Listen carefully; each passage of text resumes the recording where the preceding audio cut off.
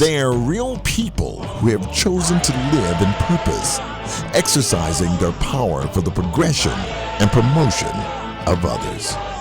Elizabeth Kubler-Ross makes a notable declaration that epitomizes the life, character, and service of our featured Houston treasures. Georgia Provost, Reverend William Bill Lawson, and Dr. James Douglas. The most beautiful people we have known are those who have known defeat, known suffering, known struggle, known loss, and have found their way out of the depths. These persons have an appreciation, a sensitivity, and an understanding of life that fills them with compassion, gentleness, and deep loving concern.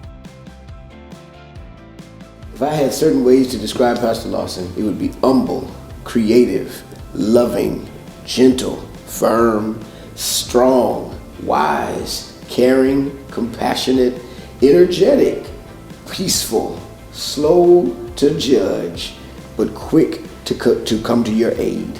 That's how I would describe Pastor William Alexander Lawson. So 3 words that would describe Ms. Provost, and 1 word out of the 3 is how we describe Texas Southern University is indomitable. She is an unconquering individual, and so she is always charging forward. She definitely has the heart of a tiger. 2 would be passionate. She's very passionate about the university. Number 3 would be protective. She's very protective of the traditions and the history of the institution. James Douglas was so passionate about the fact that we had treasures coming out of our law school. And we took basically a lump of coal and shaped that lump of coal into a finely polished diamond. So when you look at James and his passion, I said, who is that guy? Who is that guy? I had seen him in Ebony magazine before, a long time ago. And I said, who is this guy who has such passion for the law school? And he always came across as a person who was heavily invested in the success of the Texas Southern University Law School in particular, but in Texas Southern University in general. But I have raised you up for this very purpose, that I might show my power, and that my name might be proclaimed in all the earth. God, the giver of purpose, created and predestined William Bill Lawson to rise up from his hometown of St. Louis, Missouri, by the way of Kansas City, Kansas, traveling south to the Lone Star State, where he'd find his hub and settle in the 3rd Ward community in Houston. His answered call in faith to this divinely orchestrated plan not only made him a change agent in this community and city, but purpose paved the path, leading and using him to serve mankind across this nation. My background is a very simple background. My father came from Mississippi, my mother came from Oklahoma. They both moved to St. Louis, hoping that coming out of the South there would be more opportunities for them. And they were married in 1927. Mentioning these dates because that has something to do with the kind of social ambiance of the time. This was the Harlem Renaissance period, and blacks were moving out of the South into the North and the West in large numbers for economic betterment, for educational betterment. And so my folks moving to St. Louis were all part of that general pilgrimage from the South. Once they got there in 1928, the market fell and the Great Depression came in. And all of the successes that blacks had had in the mid to late 20s began to vanish. And my father realized that he couldn't get a job. He had a college degree, which was fairly rare for a black in the 20s, but nobody would hire him because he was black. This unspoken Jim Crow was very definitely there. And so he asked my mother to move with him back to Mississippi. She had come out of Oklahoma. She didn't want to go back to Mississippi, and so she said no, she was going to stay in St. Louis. They separated. I was 2 years old. And so now I'm with a single mother at a time of depression. And There were no siblings. It was a fairly difficult time for her.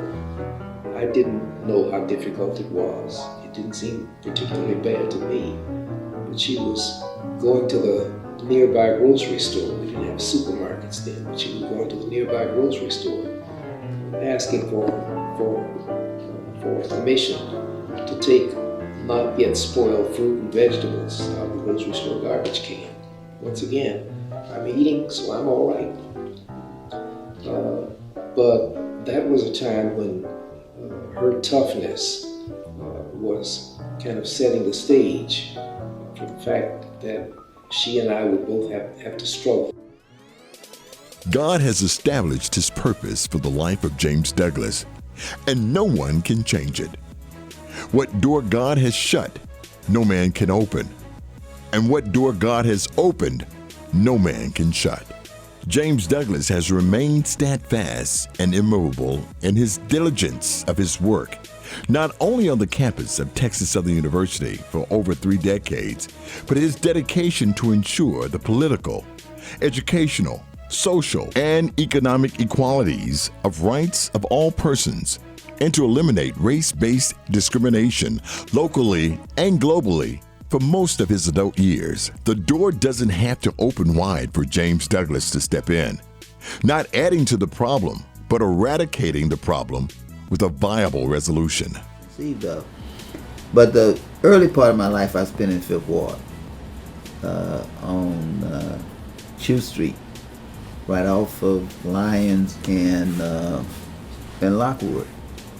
The interesting thing about it is, this was in total segregation. Lyons Avenue, Jensen Drive, Dowling Street. To us, they were like Westheimer. There were department stores, there were movie theaters, there were restaurants. Everything you needed was totally within the African American community. Unless you really went downtown to shop, which we did do every now and then, you really didn't leave the African American neighborhood. So the only white people I came in contact with were salespeople. If I went downtown, 99 and 9/10% of the time I was going to Foley's. And it was an interesting situation. People probably wouldn't find this totally unbelievable. My father had an account at Foley's. I could walk into Foley's and say, I'm James Douglas. My father is Deso Douglas. I want to buy a pair of shoes and put it on his account. And that was all it took. Georgia Provost is a person who has hit the bullseye. This woman began preparation in her earlier years, learning lifelong lessons from the first man in her life, her father, who began training her how to be a woman, thrashing the rules of superiority of the male counterpart, and racism by standing up and speaking up for what she believes in her heart. It's no doubt Miss Provost knows she's in the right place at the right time, living out her designated calling. Mrs. Provost, an accomplished fashion model, could have thrived for a comfortable life seeking attention for herself, but her life personifies the quote of Yasmin Mogahed. My value as a woman is not measured by the size of my wallet or the number of men who like me. My worth as a human being is measured on a higher scale, a scale of righteousness and pity. And my purpose in life, despite what the fashion magazine says, is something more sublime than just looking good for men. Georgia's testament is, may the work that I've done speak for me. I went to Charles R. Drew High School. My father worked at Umberlaw, and he had mechanic shop, nightclub. We raised all our vegetables. Anything you want to eat, we raised it. We raised chickens and cows and pigs. And Daddy always said he had those businesses because he didn't want us to work for the Blue Eyes, like he had to work for them. But my daddy had a lot of vision. I can remember I was about 15 years old. He came home and he said, tomorrow I'm gonna leave the truck for you to go to Baytown so you can talk to the president of the company they work, refinery they work for. And I said, what I'm going to talk to him about? He said, they're building a clubhouse for the white employees' children, and you want to know where's the clubhouse for the black employees' children.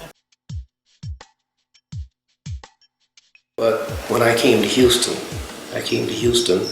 invited by segregationists, by strong segregationists.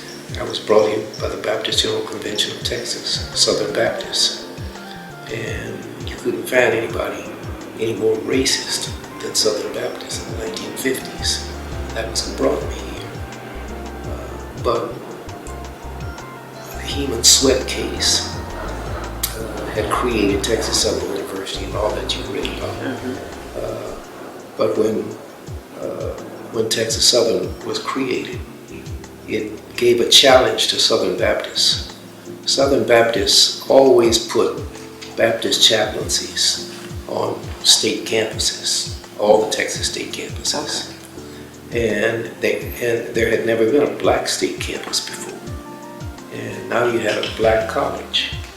And so Southern Baptists, they are strong Christians too, felt that, well, we'll have to have a Baptist chaplain on the college, on the campus of this college. They had heard about me. Many are the plans in a person's heart, but it is the Lord's purpose that prevails. Before I formed you in the womb, I knew you. And before you were born, I consecrated you. I appointed you a prophet to the nations. When I left Tennessee State, I was a preacher boy. And they knew that I didn't party, couldn't party, didn't know how to dance.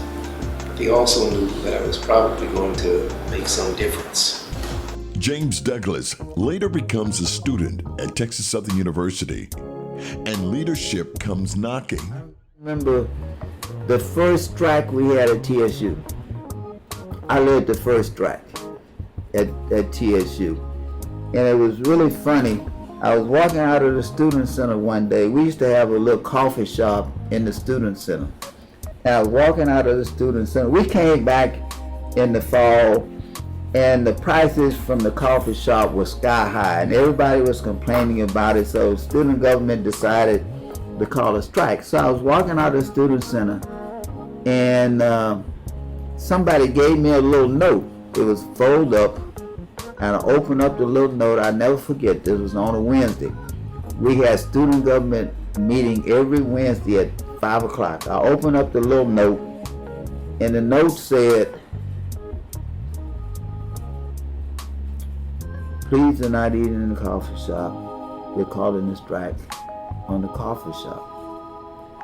So I decided I'm gonna go to student government meeting. I go to student government meeting, and I said, is it true we're supposed to be calling a strike on the coffee shop? And they said yes. So I said, well, you know, from what I know about strikes, if you're gonna have a strike, you gotta have pickets. And you don't pass notes to each other. You want pickets with posters so everybody in the world know that there's a strike. And they said, we can't do that. And I said, why can't we do that? And they said, because we're students.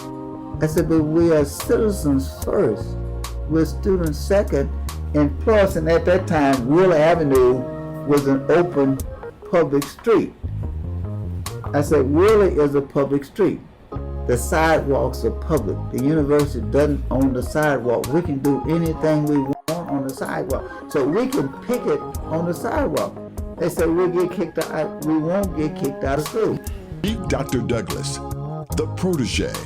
As a student, he matriculated and graduated with a BA in mathematics from TSU in 1966, entering the Thurgood Marshall School of Law, receiving his JD in 1970.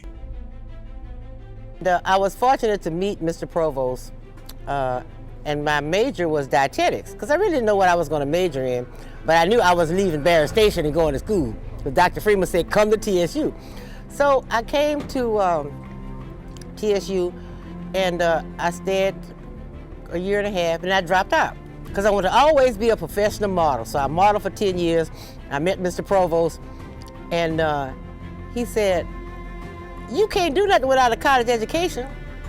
And by that time, we had gotten married, and he had all the black colleges. You know, he was taking pictures of Southern System, Xavier, Dillard. And so he was on the road, and I was on the road.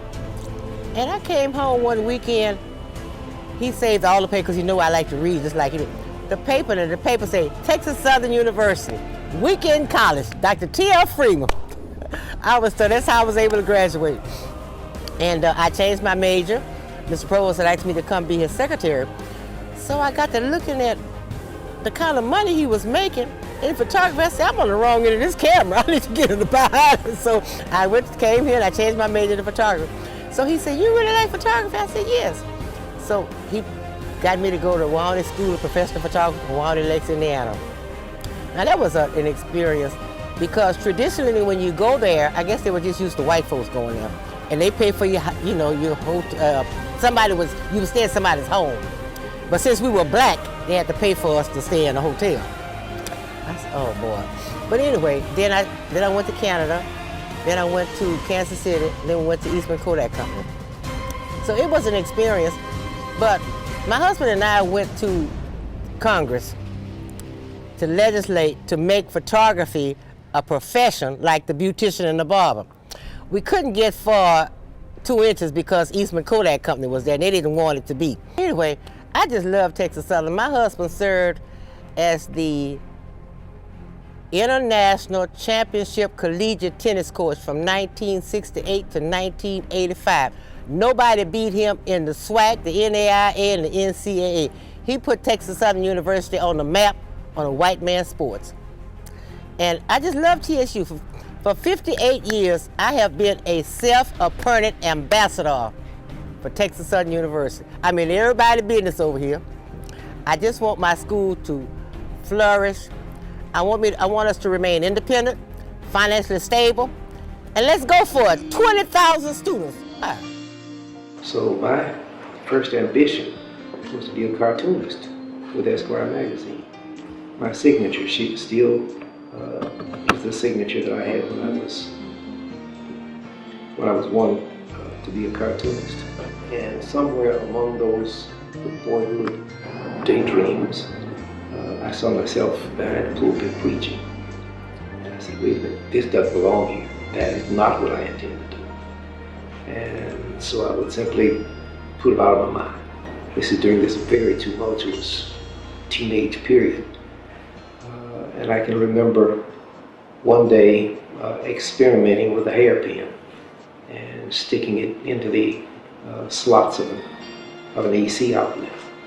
And the electricity jumped out on the hairpin and burned my hand.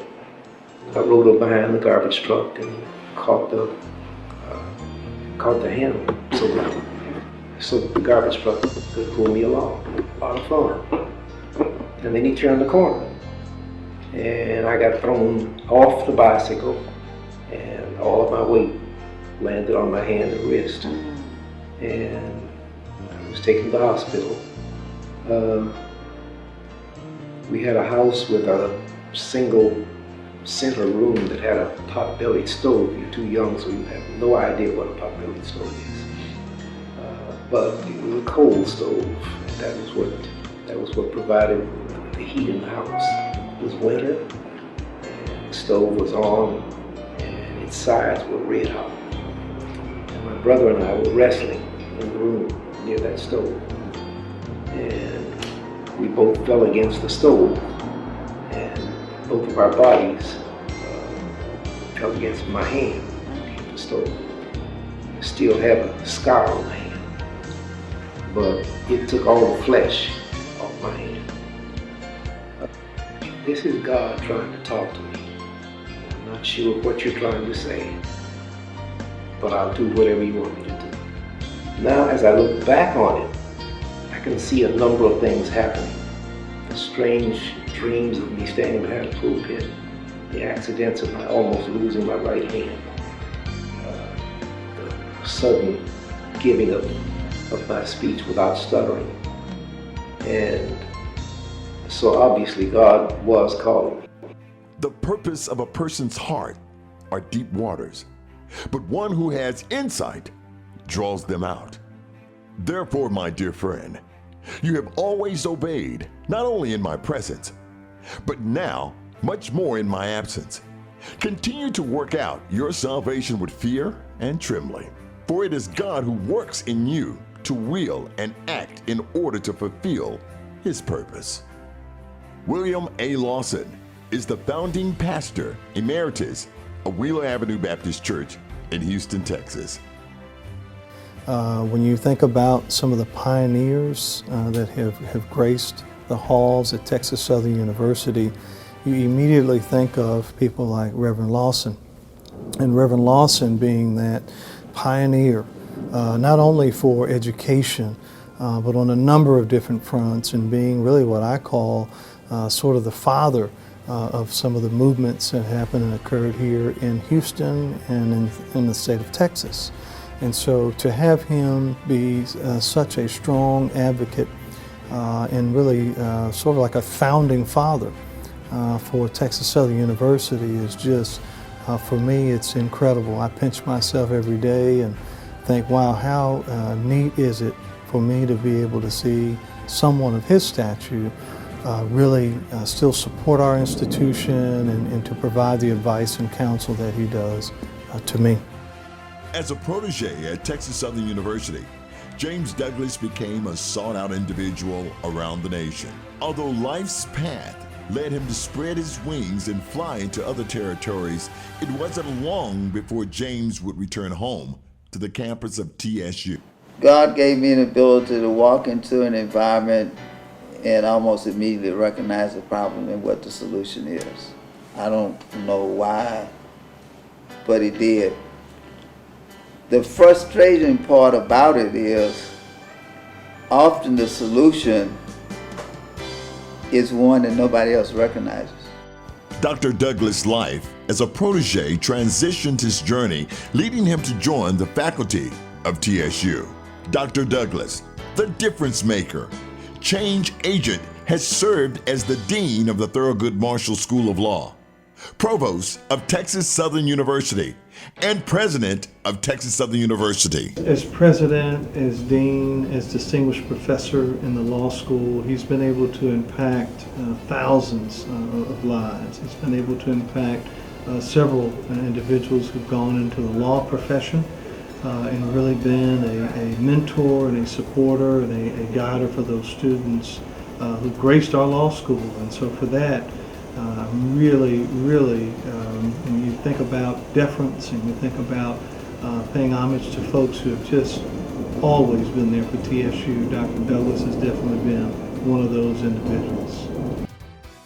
Not come with the title he's wearing at the time, but the service and work he contributes by being the difference. So James Douglas has done for Texas Southern probably what very few faculty members have done or willing to do. You can go to that university, and there have been a lot of people that's come and gone, but through semester after semester, year after year, James Douglas has been there. Dr. James Douglas' life models the distinction between lawyers and advocates and the role of the law school dean in facilitating the justice mission. And I think my greatest accomplishment is that I have come closest to being who I wanted to be. And who I wanted to be was a good person. I'm not so much interested in what history records as to what I've achieved. I'm more interested in what history records as to who I am. How to live a life of an individual who never met a person he didn't love. Always standing up, fighting for, pushing through, and reaching greater. Dr. James Douglas. TSU is the only HBCU in town. But The United Negro College Fund can come here every year and take $400,000 to $500,000 out this community, and the closest school is in Austin. I guess it's because they be on TV, you know, be seen. Georgia Provost has been a major person in all of our lives. We thought of her as a businesswoman, and as a businesswoman who was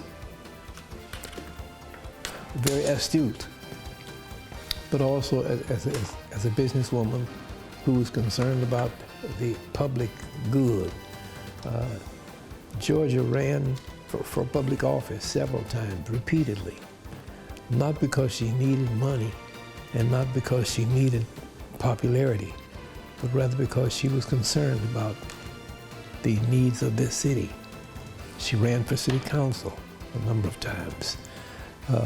I believe that she ran for school board at least once, but I know that several times she did run for public office, knowing full well the headaches that public office would carry, especially for a woman and especially for a black woman. But she ran nonetheless because she wanted to see Houston and Harris County have the kind of fairness for its citizens of all ethnic backgrounds, of both genders. So when I think about Georgia, I think about not simply a businesswoman, not even an astute businesswoman. I think about a woman who really wanted to be a citizen and who wanted to fight for the rights of all the Houston citizens. Well, Ms. Provost is very tenacious. She's gonna get, when she feels there's a cause, she's gonna fight hard for that cause. She's very determined. She just needed a little bit of help 30 years ago, a little bit of boost. Her family is well revered. I mean, if you've seen some of the stories on like Channel 8 and stuff, I mean, there's whole stories about her family, and you know, from Arthur Ashe to Johnson, you know, there's mayors, and they have a long history of tennis and community projects that they've kind of put themselves very incestuous with the community, and you know, Ms. Provost is quite a dynamic individual. She's tenacious, and instead of she's not tenuous, and she's going to get what she wants, and she's going to get it any way she can get it. People in Houston need to wake up and realize that school is here. Now, I done fought a lot of fights for TSU, even starting with Governor Clemens, who was the first governor since Republican governor since Reconstruction. Herbert said, "I'm sick and tired of you talking about go to Austin, talk to the governor." So I went and talked to Governor Clemens. He said, "Ms. Provost, as long as I'm governor, TSU gonna stay open, independent. Because black folks need TSU." So I said, "Well, you do a press conference." The next day he did a press conference. I still had a thing. So then I went to see your next governor, asking for some money for TSU Prairie View. And he said, well, A&M taking care of Prairie View. Why you want to ask for Prairie View? I said, because they black like us. Well, A&M will take care of Prairie View. I said, they're like the slave master take care of the slaves, crumbs under the table. So I came back, got Attorney Shamlins and Dr. Robinson, and we sued the state and the governor. And me and for TSU Prairie View. But you have to have and be able to stand for something. You can't sit down and we got it bad. I'm gonna pray on it. Hell, you can pray all day long. But if you don't get up and help the Lord do what you need done, you ain't gonna get nothing. These are our Houston treasures.